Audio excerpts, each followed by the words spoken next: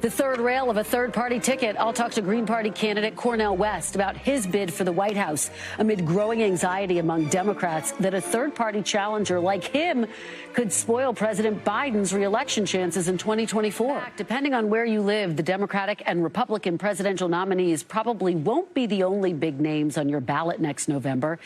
As we've reported, the group No Labels is gaining ballot access across the country and is considering running a moderate third-party candidate if President Biden and former President Trump are the Democratic and Republican Party nominees. Joe Manchin and Jon Huntsman have both been floated as possible independent candidates on that ticket. And Cornel West, professor, political activist, and former Bernie Sanders presidential backer, is seeking the Green Party's presidential nomination. And joining me now is Green Party presidential candidate and Union Theological Seminary professor, Cornel West. Thank you so much, Professor West, for being here. Really appreciate it. What a blessing, and I salute you in this wonderful new job, so very well deserved. It's beautiful to see you flowering and flourishing, I should say, from Harvard Yard to now meet the press. That's beautiful. Thank you, Professor West. I appreciate that so much. Thank you. And thank you for being here. We do want to talk to you about your candidacy, which has gotten a lot of attention. And I want to start off by asking you about it in this context. Your longtime political ally, Senator Bernie Sanders, he's not a Democrat, but he did, as you know, run twice in the Democratic presidential primary. So let me just put the question to you. Why have you decided to run as a third-party candidate rather than a Democrat challenging President Biden? Yes, I mean, Bernie Sanders, as you know, is my very dear brother. I have a deep love for him. We have disagreement at this historical moment. I'm thoroughly convinced that neither party is speaking to the pressing needs of poor and working people. And so the two-party system itself is becoming an impediment for the flowering of American democracy. We've got too many fellow citizens, 63%. Living paycheck to paycheck. And many of us know exactly what that means, no matter how big or small our check actually is. And so in that sense, I must say that it's hard to view oneself as a spoiler when there's increasing rot in the system with two parties connected to big money, Wall Street, Silicon Valley, and militarism abroad.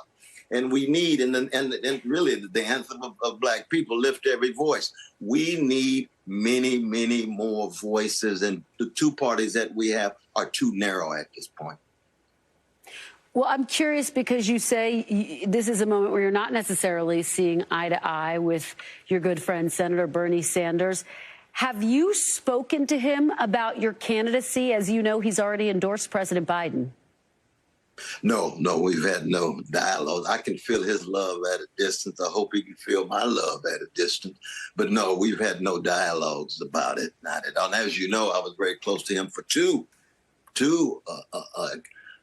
campaigns. And I just don't think the Democratic Party treated him fairly. They didn't treat him justly. The Democratic Party was too anti-democratic.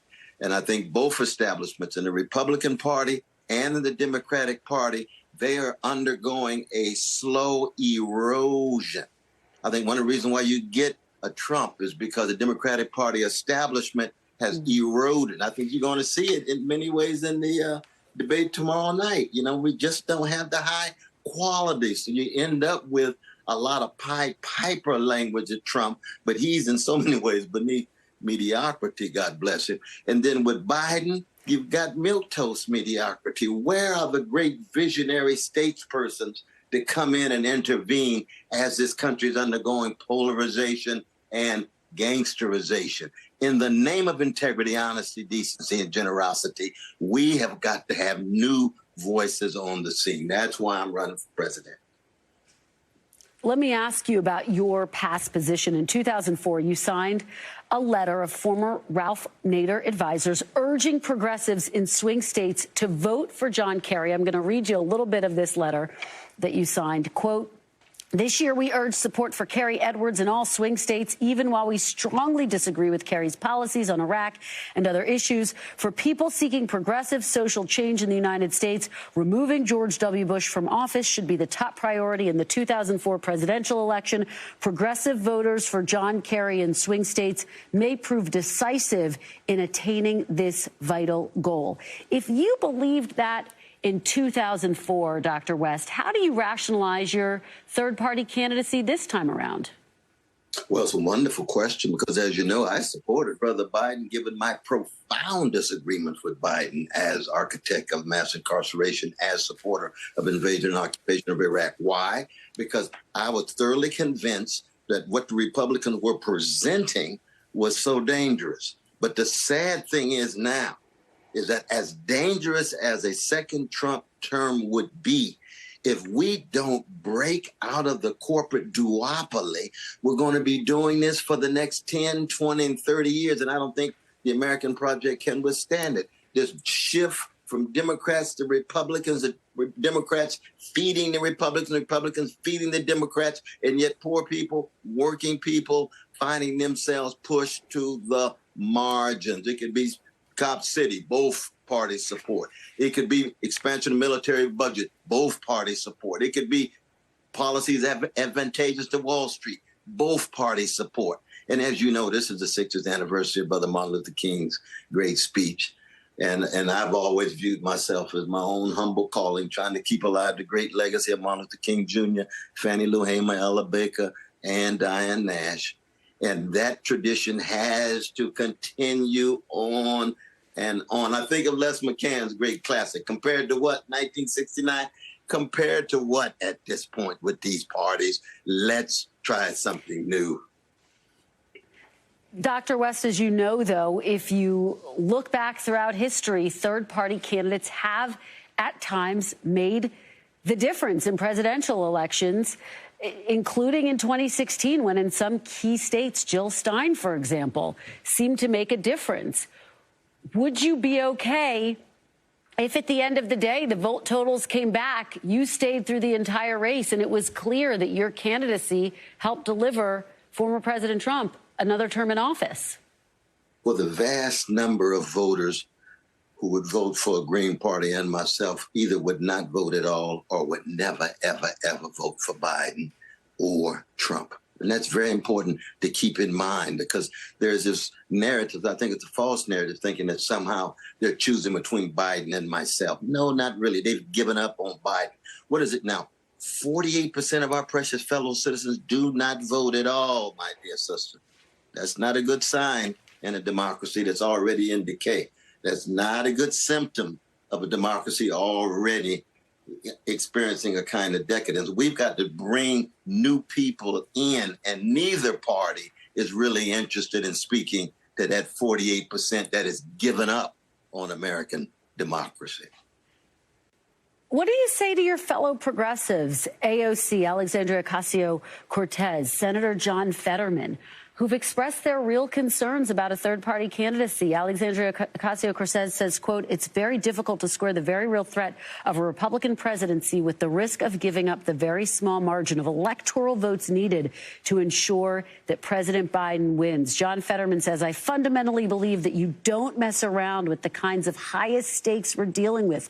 Can you just imagine what a second term of Trump would be? It's all going to be about revenge." What do you say to your fellow progressives who are expressing deep concerns about a third-party candidacy?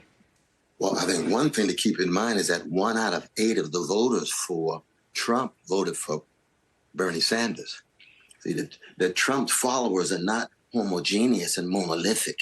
If you can speak to their pain, if you can speak to their frustration, they will never vote for Democrats. But many of them would be open to those who are speaking to their needs. They don't have to follow the Pied Piper, the fascist Pied Piper with Trump.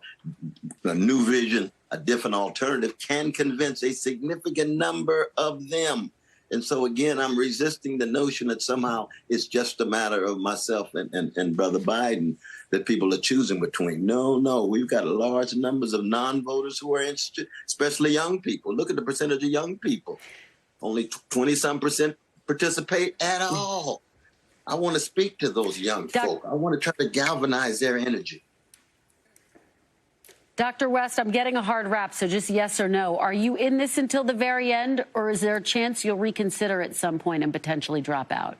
Well, I am a jazz man, you know that, but I intend to be in it to the very end because it's not just about, it's not about this particular election only. It's about a larger movement. We've got to break the two-party system, and to do it is now. And if we don't do it now, we'll find ourselves back and forth with this swing between the fascists on the one hand and the neoliberals on the other.